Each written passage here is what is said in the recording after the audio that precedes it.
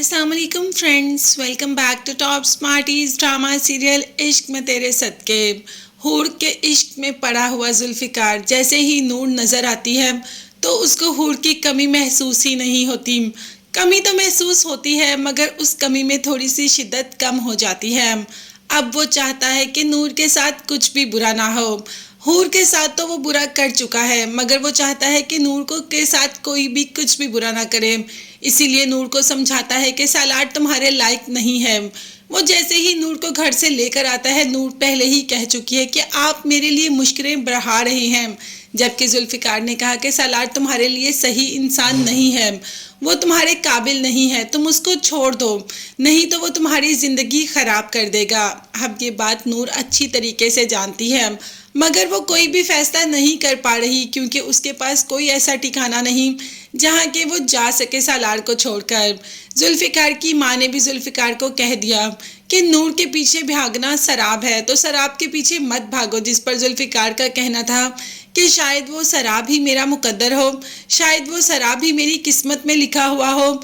है किस्मत में तो नूर जुल्फ़िकार के ही लिखी है मगर अभी उसकी ज़िंदगी में काफ़ी मुश्किलात आना बाकी हैं, अभी बहुत कुछ उसे सहना बाकी है। जैसे ही अपनी सारी परेशानी अपनी दोस्त के साथ शेयर करती है तो दोस्त भी यही कहती है कि सालार तुम्हारे काबिल नहीं है, जुल्फ़िकार तुम्हें पसंद करता है, तुम्हें अपनाना चाहता है तो तुम्हें और क्या चाहिए। अगर वो तुम्हें इज्जत दे रहा है, इज्जत से तुम्हें अपनाना चाहता है तो तुम उससे शादी क्यों नहीं कर लेती।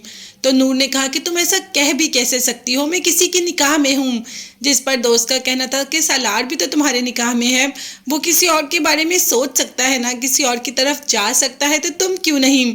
और वैसे भी सालार तुम्हें अपने निकाह में रखेगा तो नहीं, वो तो तुम्हें छोड़ ही देगा, तो जुल्फ़िकार से अच्छा इंसान तुम्हें कभी मिल ही नहीं सकता। है दोस्त की बातों पर नूर ने गौर तो किया मगर अभी उसकी नज़र सिर्फ इस बात पे है कि पुप्पो उससे बेहद नाराज़ है।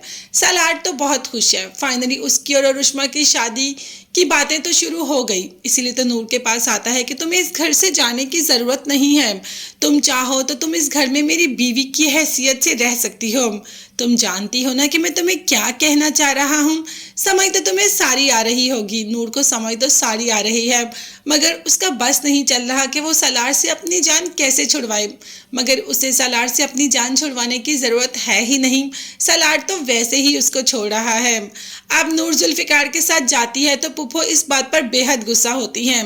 नूर तो आकर पुप्पो के कदमों में ही बैठ जाती है, माफ़ी मांगनी शुरू हो जाती है कि इसमें इसका कोई कसूर नहीं, मगर पुप्पो अब नूर की कोई भी बात नहीं सुनती, वो तो नूर को ही गलत कहती है। और वैसे भी मुर्तज़ा साहब ने कह दिया कि शादी सालार की अरुष्मा के साथ ही होगी और अरुष्मा के घर भी पहुंच जाते हैं, रिश्ता भी तय हो जाता है और शादी की डेट भी फिक्स हो जाती है। अब सब बेहद खुश हैं मगर पुप्पो के दिल में एक मलाल है कि नूर के साथ कुछ बुरा हो रहा है। पता नहीं पुप्पो इस बात की तह तक क्यों पहुंचना नहीं चाह रही। खैर अभी ही फराह की माँ को कह दिया कि सालार की शादी फिक्स कराए हैं, नेक्स्ट वीक में सालार की शादी है। अब यहाँ पर माँ तो अपनी बेटी के चक्रों में थी कि फराह की शादी सालार से हो जाए और आते ही ये खबर मिल गई कि सालार की एंगेजमेंट कर आए हैं और बहुत जल्द सालार की शादी है, तो इनके तो सारे अरमानों पर पानी फिर जाता है। मगर सालार तो बेहद खुश है, उसे तो वो मिलने जा रहा है जिसकी के उसने ख्वाहिश की थी, मगर नूर को सबकी नज़रों से नीचे गिरा के।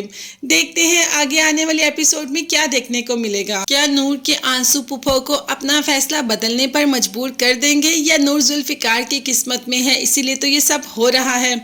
ये देखने के लिए चैनल को लाजमी सब्सक्राइब कीजिएगा, बेल आइकॉन भी प्रेस करें ताकि हर वीडियो आप तक बआसानी पहुंच सके। अपना बहुत ज़्यादा ख्याल रखिएगा। नेक्स्ट वीडियोस तक के लिए अल्लाह हाफिज़, bye bye and take care.